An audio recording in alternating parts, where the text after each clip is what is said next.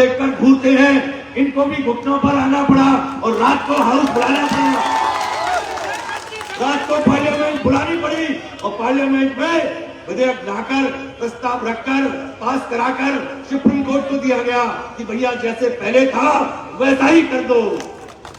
तो मेरे दोस्तों, मेरे नौजवानों, मेरे बुजुर्गों, आज संघर्ष तो हो रहा है, संघर्ष हो रहा है, लेकिन संघर्ष से जब तक संगठन नहीं बनेगा, जब तक संगठन नहीं बनेगा तो सत्ता नहीं मिलेगी, और सत्ता नहीं मिलेगी तो सरकार के खजाने की चाबी हमारे हाथ में नहीं होगी, तो हमारा विकास नहीं हो पाएगा। हमारे बच्चों को सरकार के स्कूलों में अच्छी शिक्षा नहीं मिलेगी, हमारे पढ़े लिखे नौजवानों को सरकार में नौकरियां नहीं मिलेगी, हमको थानों में न्याय नहीं मिलेगा। हम लोग बाबा साहब डॉक्टर भीमराव अम्बेडकर जी के अनुयायी हैं। बाबा साहब ने कहा कि राजनीतिक सत्ता ही वह मास्टर चाबी है जिससे सभी समस्याओं के ताले आसानी से खोले जा सकते हैं। यदि हम बाबा साहब के अनुयायी हैं तो हमको संगठन भी बनाना पड़ेगा, हमको सत्ता को अपने हाथ में लेना पड़ेगा, और जो हमारा भाई हमारे बीच में संघर्ष कर रहा है उसके लिए हमें खून पसीना बहाकर एकजुट होकर भाईचारा बनाते हुए उन्हें ताकत देनी होगी। बहुजन समाज के हजारों साल से गुलाम लोगों को आजादी की तरफ ले जाने वाले आजाद समाज पार्टी के राष्ट्रीय अध्यक्ष आज हमारे बीच में हैं, भाई चंद्रशेखर आजाद। मैं चाहता हूं कि आप लोग उन्हें सुनने के लिए आए हैं। मैं आपके बीच में हमेशा से आता रहा हूं, यहीं का रहने वाला हूं। मैंने ये संकल्प लिया है कि मैं किसी समाजवादी पार्टी या भारतीय जनता पार्टी या कांग्रेस में जाकर वहां घुटने नहीं छूंगा, पैर नहीं छूंगा। मैं सम्मान के साथ, स्वाभिमान के साथ इस विजन मूवमेंट को चलाऊंगा, भाई चंद्रशेखर भाई का साथ दूंगा। मैं अपनी बात को समाप्त करता हूं और आपसे अनुरोध करता हूं कि आप लोग भाई को सुने। सबको जय भीम, जय भारत, खुदा। धन्यवाद भाई चित्तौड़ साहब। साथियों, अभी आपने माननीय चित्तौड़ साहब के जोशीले भाषण, जोशीले ख्याल सुने और उन्होंने कम समय में ही सारी बातें आपके समक्ष रखी। साथियों, ये बात इसमें कोई दो राय नहीं है कि जब से भाई चंद्रशेखर आजाद जी ने भीम आर्मी का गठन किया है तो चाहे किसी की भी सरकार हो, भीम आर्मी अगर कोई प्रशासन, पुलिस प्रशासन करता है और अगर कोई कहीं पर जुल्म ज्यादती हो रही है तो सिर्फ वहां भीम आर्मी के लोग सबसे पहले पहुंचते हैं। और अगर कोई प्रशासन चाहे किसी भी प्रांत का हो, कोई भी सरकार हो, तो वह डरती है तो वह सिर्फ भीम आर्मी से डरती है। तो साथियों, इसमें कोई दोहरा नहीं है।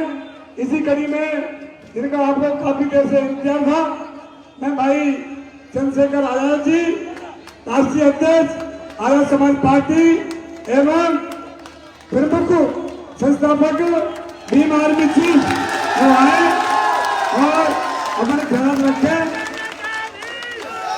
साथियों, हमारे चंद्रशेखर आजाद जिंदाबाद, जिंदाबाद।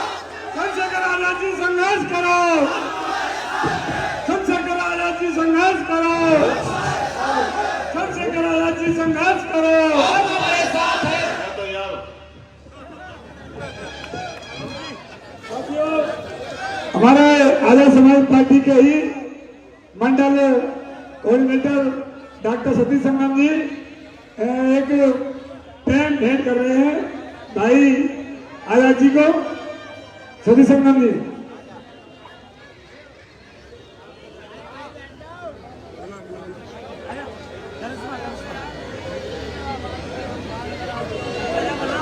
सम्मानित साथियों, आज टेढ़ी बगिया की इस पावन धरती पर फिर से एक इतिहास लिखा जा रहा है।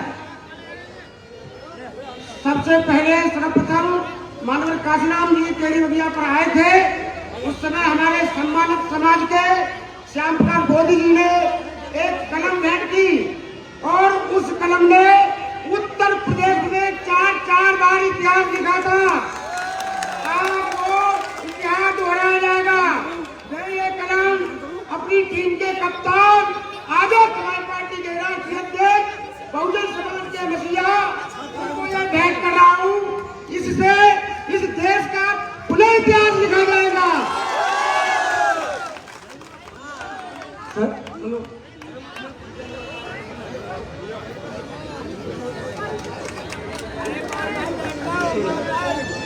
अब एक छात्रा है कुमारी करिश्मा, वो भाई को स्वागत करना चाह रही है।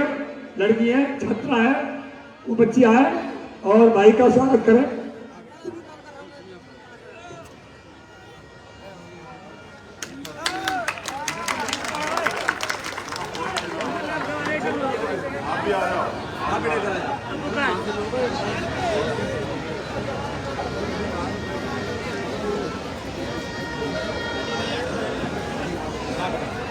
साथियों, आप शांति बनाए रखें। इनका आपको इंतजार था। भाई बहुत ही अपना कीमती समय निकाल करके आपके बीच में आए हुए हैं। भाई चंद्रशेखर आया जी,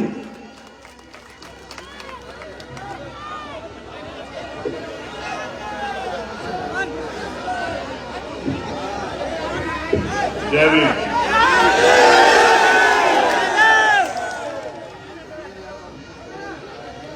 सर्वप्रथम तो यहाँ की केडी बगिया जो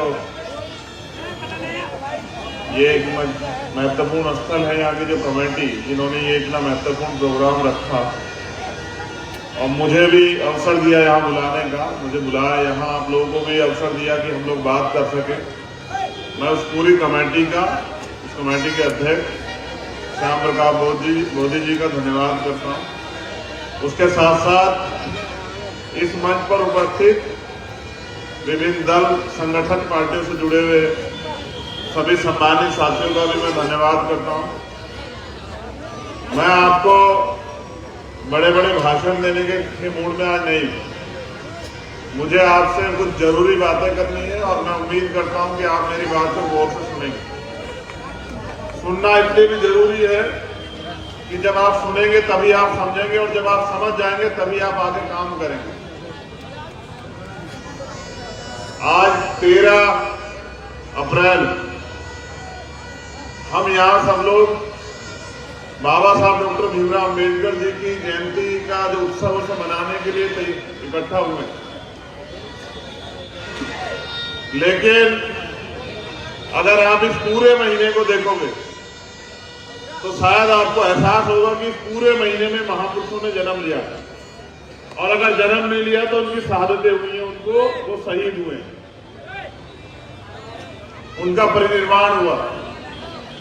तो अपनी बात को शुरू करते हुए करुणा के सागर तथागत गौतम बुद्ध, संत शिरोमणि सदगुरु रविदास जी महाराज, भगवान वाल्मीकि महाराज, गुरु नानक देव, संत कबीर, आप सभी गुरुओं संतों को नमन करते हुए परम पूजनीय विश्व रत्न डॉक्टर बाबा साहब भीमराव अम्बेडकर जी की 131वीं जयंती के उपलक्ष्य में रखा हुआ यह प्रोग्राम,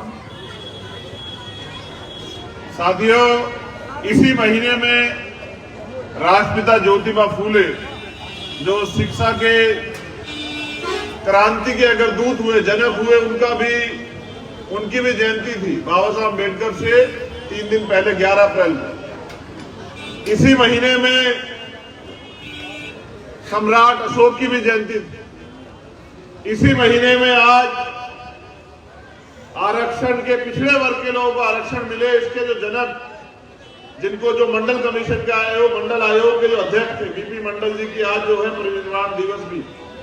उसके साथ साथ भारत में आज के दिन जलियांवाला बाग हत्याकांड भी हुआ था, इतने लोग शहीद हुए।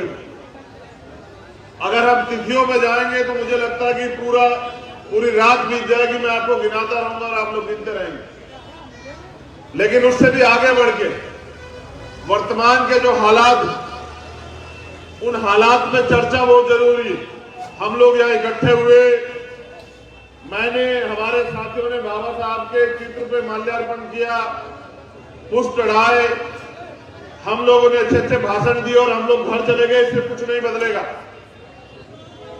हमें महापुरुषों के अगर विचारधारा पे जब तक हम लोग नहीं चलेंगे, महापुरुषों के रास्ते पे हम नहीं चलेंगे, तब तक उनकी जयंती मनाने का कोई मतलब नहीं बैठता। मैं तो धन्यवाद देता हूं आगरा के लोगों का। बाबा साहब तो आगरा की धरती पे रोए भी थे और यहां से पूरी दुनिया में रहने वाले अपने अनुयायियों को संदेश भी देके गए। लेकिन मैं भी पिछले 3 साल से इंतजार कर रहा था कि भीमनगरी जाने का मुझे मौका मिले, और इस बार मैंने आजाद समाज पार्टी उत्तर प्रदेश के प्रदेश अध्यक्ष भाई सुनील चित्तौड़ जी से कहा कि चाहे 1 दिन, 2 दिन, 4 दिन, 6 दिन, कितने दिन लग जाए भीमनगरी में, मैं इस बार सारे काम छोड़ के भीमनगरी रहूंगा, आगरा ही रहूंगा। साथियों, मैं देखना चाहता कि पूरी भारत में इसकी चर्चा है कि आगरा में भीमनगरी का प्रोग्राम होता है, और भीमनगरी के जो अवसर है उत्सव को इतना बड़ा प्रोग्राम होता है, इतने लोग इकट्ठा होते हैं। मैं तो जानता हूं कि आगरा आपकी राजधानी, लेकिन फिर भी हर व्यक्ति के दिल में एक इच्छा होती है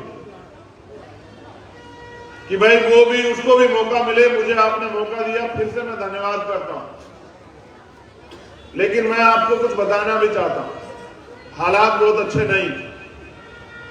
बाबा साहब अंबेडकर ने, नौजवान साथी मेरी बात पे गौर करें, बाबा साहब अंबेडकर ने कहा कि मुझे मूर्तियों में खोजने की जरूरत नहीं है, मैं किताबों में हूं, किताबों को पढ़िए, ज्ञान लीजिए। इसलिए वो लगातार शिक्षा पे जोर देते रहे। लेकिन मैं यहां बैठे हर शख्स से पूछना चाहता हूं, अगर हम बाबा साहब के सच्चे न्यायी, तो क्या हमने बाबा साहब के दिखाए हुए रास्ते में जाके बाबा साहब ने जो लिटरेचर दिया उसको पढ़ने का काम किया? हमारा जो इतिहास है उसको क्या हमने पढ़ने का, जानने का काम किया? और जो नौजवान साथियां बैठे, जिनको रीढ़ की हड्डी बनना है इस आंदोलन की, जिनको बाबा साहब के अधूरे सपने को पूरा करना है, मैं उन साथियों को भी कहना चाहता हूं कि जब तक आप पढ़ेंगे नहीं, समझेंगे नहीं, जानेंगे नहीं और अपने आप को समर्पित नहीं करेंगे अपने महापुरुषों के सपने के लिए, तब तक ये गुलामी की जिंदगी आपके जीवन से कटने वाली नहीं है। मेरी बात को याद रखना। मैं ये भी मुझे इस बात में भी हंसी आती है कि मेरा समाज दुख पे भी हंसता है और खुशी पे तो वो उसको मौका मिल ही जाता हंसने का। वो इस बात पे भी हंसता है कि जब मैं बहुत दुख की बात बताता हूँ वो तब भी हंसता है, और अगर कहीं मैं कोई खुशी की बात बता दूं वो उसमें भी हंसता है। और मैं फिर कह रहा हूं कि ये जमाने में बैठे हुए वो लोग जो चाहते हैं कि आपके चेहरों पर हंसी ना आए, वो आपके ऊपर रोज हंसते हैं, लेकिन उनकी हंसी आपको दिखाई नहीं देती, क्योंकि आपके और उनके बीच में एक बहुत बड़ा गैप। जब तक आपको उनकी हंसी नहीं दिखाई देगी, वो जो आपको अपमानित करने के तरीके ढूंढते हैं वो आपको नहीं दिखाई देंगे, तब तक उन तरीकों को आप बदल भी नहीं पाओगे। अभी बहुत सीनियर मेंबर प्रकाश सिंह भारती जी, मैंने उनके बारे में बहुत कुछ सुना। उन्होंने कहा, वो बार बार जिक्र कर रहे थे कारवा का। उन्होंने कहा कि बाबा साहब ने यहां की धरती से कहा कि मैं बड़ी मुश्किल से तमाम तरह के अपमान, कठिनाइयां सह के इस कारवा को यहां तक लाया। अगर आप इसको आगे नहीं ले जा सकते तो मेरे बच्चों इसको पीछे मत जाने देना। ये यहां बाबा साहब ने धरती पे कहा। मैं बस ये कहना चाहता हूं कि एक इजराइल में एक पैगंबर हुए, पैगंबर मोसेस, वो यही काम करते थे इजराइल में कि जो शोषित वंचित वर्ग है उन लोगों को जगाने का, उनकी लड़ाई को आगे बढ़ाने का, उनको इकट्ठा करने का काम करते थे। जब पैगंबर मोसेस चले गए, उनके जाने के बाद उनके अनुयायियों ने 10 साल के अंदर अपने महापुरुष का, अपने पैगंबर का सपना पूरा करके दिखाया, गुलामी की बेड़ियां काट दी। मैं कहता हूं कि लंबे समय से समय समय पे महापुरुष आए और आपको सिखाते रहे, समझाते रहे। अगर हम उनका सच्चा खून है तो बताओ तुम्हारी गुलामी अब तक क्यों नहीं कटी? कौन जिम्मेदार है, वो महापुरुष या हम लोग जो सुबह शाम या 14 अप्रैल या 15 मार्च को जागते हैं और जाग के 2 दिन के बाद फिर सो जाते हैं। 14 अप्रैल को बाबा साहब के आगे माले चढ़ाते हैं, 1 दिन के लिए अपना घर सजाते हैं और फिर पूरे 1 साल उनके सपने को कुचलने का काम करते हैं। उन्होंने जो वोट का अधिकार हमें दिया, अपनी ताकत बनाने के लिए, अपने जीवन को बदलने के लिए, उसको चंद सिक्कों में तोलने का काम करते हैं, बेचने का काम करते हैं। बताइए हम उनके सच्चे अनुयायी हैं या हम उनको धोखा देने वाले लोग? एक बार हमें आकलन करना पड़ेगा। मैं एक कहानी आपके सामने रख रहा हूं और पुराने लोग जो मिशन से जुड़े हुए रहे वो इस कहानी को जानते हैं। हमारे रहबर मान्यवर साहब श्री काशीराम इस कहानी को कैडर में बताया करते थे।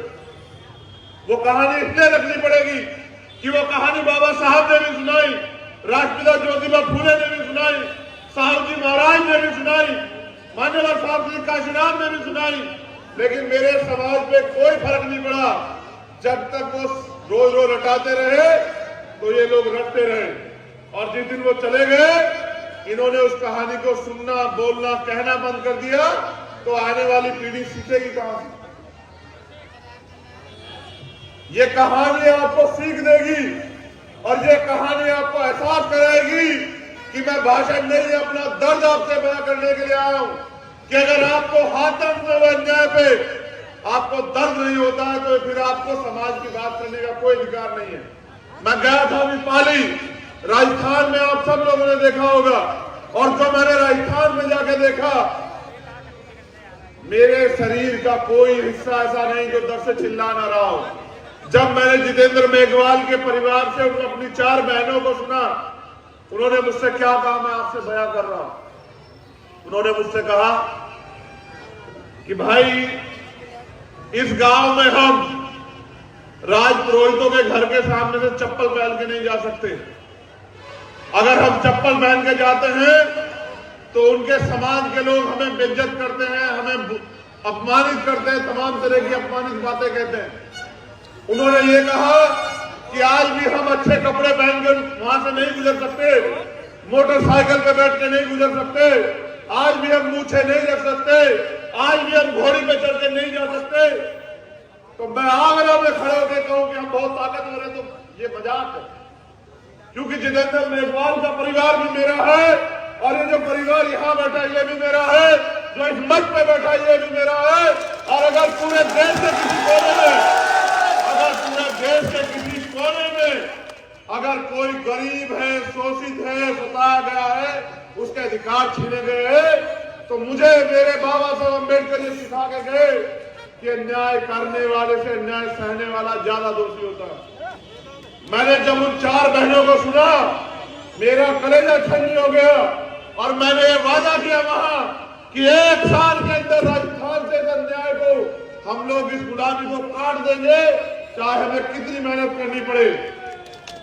मैं इस बात की गहराई को यहां समझता हूं। वो जो कहानी मैं आपसे बताने वाला हूं, उस कहानी पे गौर करना, specially Bhim army Azad Samaj party जुड़े लोग गौर करना कि मिशन जो है वो चापलूसी से नहीं चलता है, मिशन कुर्बानी से चलता है, मिशन त्याग से चलता है, मिशन बलिदान से चलता है, मिशन समर्पण से चलता है, मिशन हाथ पकड़ने से चलता है, और मिशन समाज को देने के लिए होता है, ना कि समाज को लूटने के लिए। एक जंगल था, एक जंगल जो बहुत हरा भरा था, तमाम तरह के जानवर उसमें रहते थे। उसके अंदर एक झील थी, बड़ी अच्छी झील, मीठे पानी की झील। हम तो वो लोग हैं जिनको पानी पीने का अधिकार भी जो है वो लड़ने से मिला, उसके लिए भी लाठियां खानी पड़ी। आज तो बिस्लेरी का पानी दिया आपने मुझे यहाँ पीने का, लेकिन हमारे रहबरों ने इसके लिए भी लड़ाई लड़ी। तो उस झील में पूरे जंगल के जानवर आके पानी पीते थे। एक दिन ऐसा आया कि सूखा पड़ने लगा, धीरे धीरे जंगल सूखने लगा। जब जंगल सूखने लगा तो झील भी धीरे धीरे सूखने लगी, और फिर एक दिन आया कि पूरी झील सूख गई, पूरा जंगल सूख गया। उस जंगल में रहने वाले जानवर इकट्ठा हुए। जब इकट्ठा हुए तो उनमें चर्चा हुई। कुछ लोगों ने सुझाव दिया कि भाई अब इस जंगल को छोड़ देना चाहिए। कुछ लोगों ने सुझाव दिया कुछ दिन इंतजार कर लेना चाहिए। कुछ लोगों ने सुझाव दिया कि भाई हमारा जंगल से क्या लेना देना, हमें तो अपने जीवन की परवाह करनी है, तो हम इस जंगल से कहीं निकल जाते हैं। पता नहीं कब बारिश आएगी, कब ये जंगल हरा भरा होगा, कब झील भरेगी। उसी जंगल में एक तोता भी था। तोते का भी नंबर आया। तोते ने कहा कि भाई मैदान छोड़ने से काम नहीं चलेगा, मैदान छोड़ने से काम नहीं चलेगा, हमें कोई ना कोई तरकीब निकाल के अपने जीवन को सुरक्षित करने का और इस जंगल को हरा भरा करने का तरीका ढूंढना पड़ेगा। सब लोगों में चर्चा हुई कि उस जंगल में ही एक पवित्र जगह थी। जैसे ये आगरा की धरती है ना, ये टेढ़ी बगिया जो एक पवित्र जगह है, ये जो अम्बेडकर पार्क या वो जो जगह, वो जो जहां बुद्ध विहार है, जहां बाबा साहब अम्बेडकर खुद आए थे, जहां उनकी अस्थियां रखी हुई है, चक्की पाट वाला जो है, ऐसी एक पवित्र जगह थी। तो पूरे जंगल के जानवर इकट्ठा हुए और उस पवित्र जगह पे चले गए और वहां जाके उस पवित्र जगह से उसके आसपास बैठ के चर्चा करने लगे कि जंगल हरा भरा कैसे। जब चर्चा करने लगे और कई दिन बीत गए तो उस पवित्र जगह से एक आवाज आई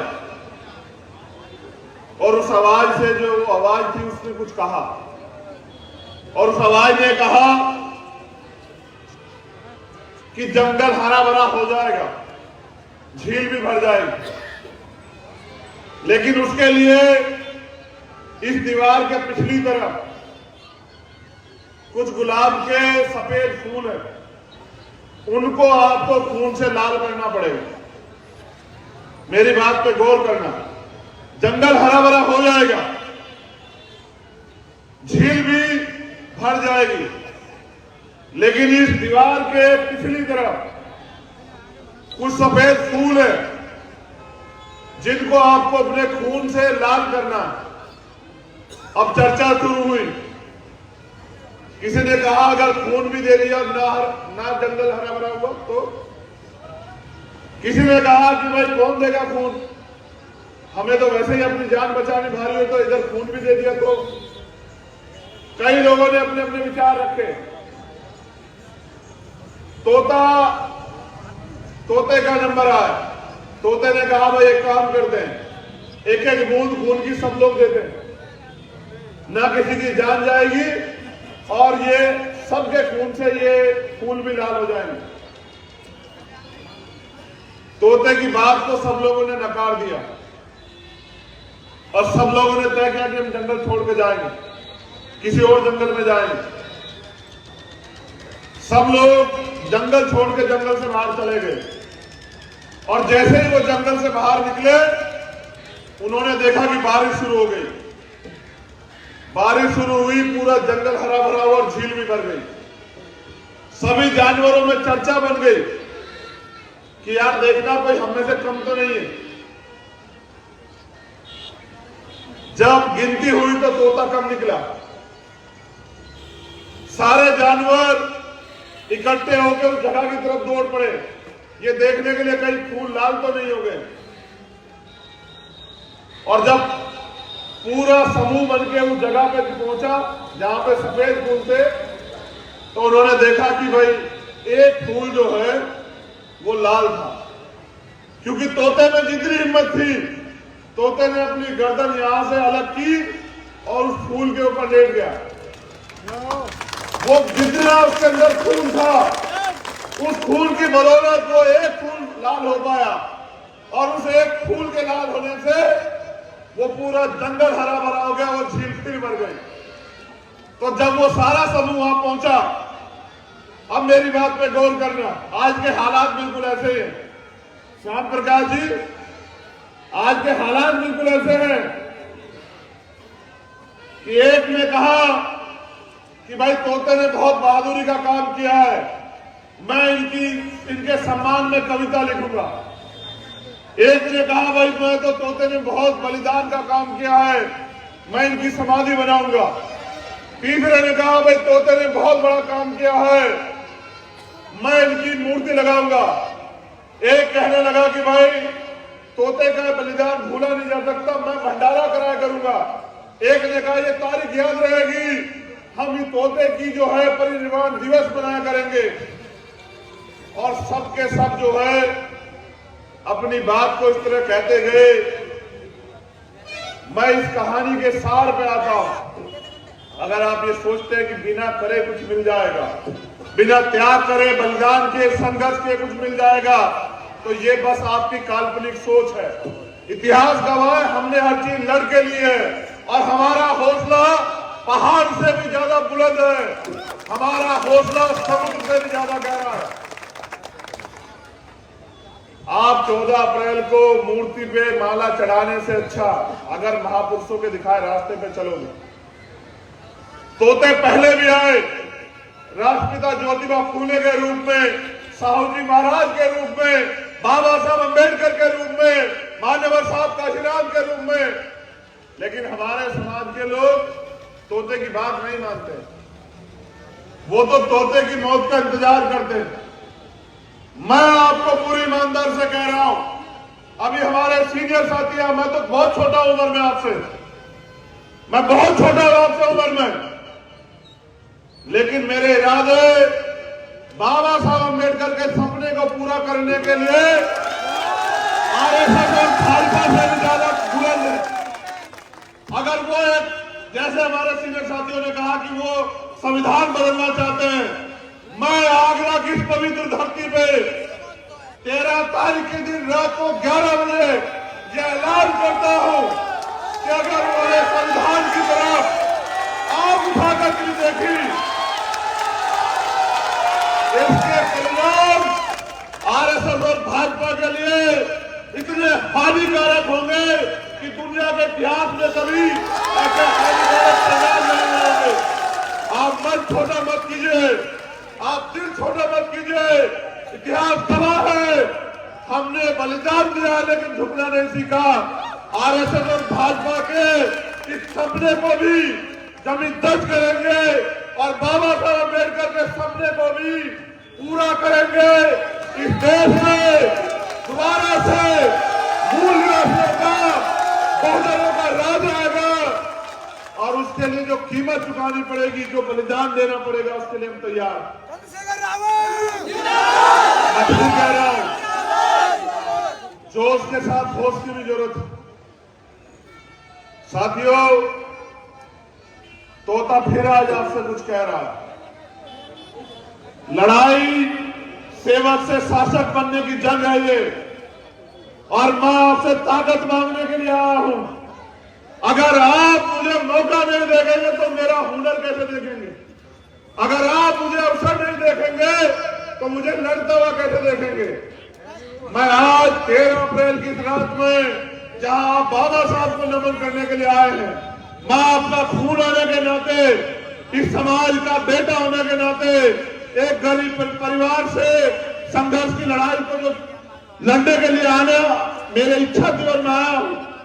मैं बस आपसे ये कहना चाहता हूं कि हालात सामान्य नहीं, इन हालातों में हमें एक दूसरे की जरूरत है।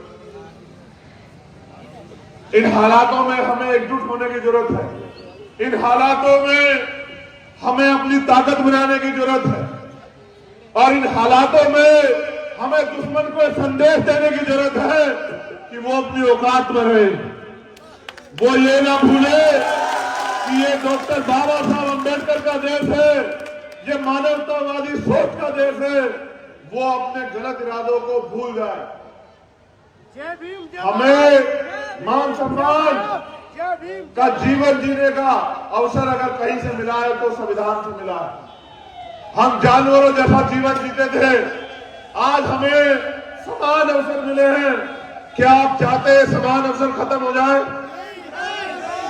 आज जो माहौल बना के इस देश के मुसलमानों के प्रति जो नफरत की आंधी चलाई जा रही है, जो माहौल खराब किया जा रहा है, मैं फिर यहां से कह रहा हूं, आगरा की धरती से बाबा साहब अम्बेडकर का खून होने के नाते उन्होंने कहा था, जो मैंने आपको पहले भी दोहराया, कि अन्याय करने वाले से अन्याय सहने वाला ज्यादा दोषी है। मैं फिर यहां से भी कह रहा हूं धरती से इस देश के मुस्लिम समाज के भाइयों के लिए कि वो घबराए ना, वो कमजोर न बने। पूरा अम्बेडकर वादी उनके साथ खड़ा है। इस सरकार की दरार दरे भी हिला देंगे, ईंट से ईंट बजा देंगे। आप मेरी जिंदाबाद करने के बजाय मुझे लड़ने की ताकत दीजिए और अपने हौसले बुलंद रखिए। इस देश में संविधान है और जब तक संविधान है कोई आपके मान सम्मान के साथ खिलवाड़ नहीं कर सकता। जो करेगा संविधान के अनुसार जो उसको सजा वो मिलेगी। मेरा एकमात्र लक्ष्य ये है, बहुत सारे तोते आएंगे, अपनी अपनी जिम्मेदारी अदा करेंगे। मुझे मेरी जिम्मेदारी समझ आ गई, मैं अपनी जिम्मेदारी अदा कर रहा हूं और मैं चाहता हूं कि जीते जी इस देश की सर्वोच्च कुर्सी पे जो दिल्ली में रखी हुई है, जो सपना था बाबा साहब अम्बेडकर और माननीय साहब काशीराम साहब का, वो जो अधूरा, मैं एक बार अपने जीवन में जीते जी इस दिल्ली की गद्दी पे बाबा साहब अम्बेडकर के अनुयायियों को देखना चाहता हूं। मैं यही बताने के लिए आपको यहां आया। मैं जीती जिंदगी खुली आंखों से जो सपना हमने देखा है कि बाबा साहब ने जो रोते हुए कहा था आगरा में कि मुझे मेरे पढ़े लिखे लोगों ने धोखा दिया, मैं बाबा साहब का जो अधूरा सपना है आप सबके सामने इस बात की गवाही दे रहा हूं कि उस सपने को पूरा करने के लिए अपने लहू का एक कतरा जो है इस आंदोलन में समर्पित करने के लिए तैयार हूं।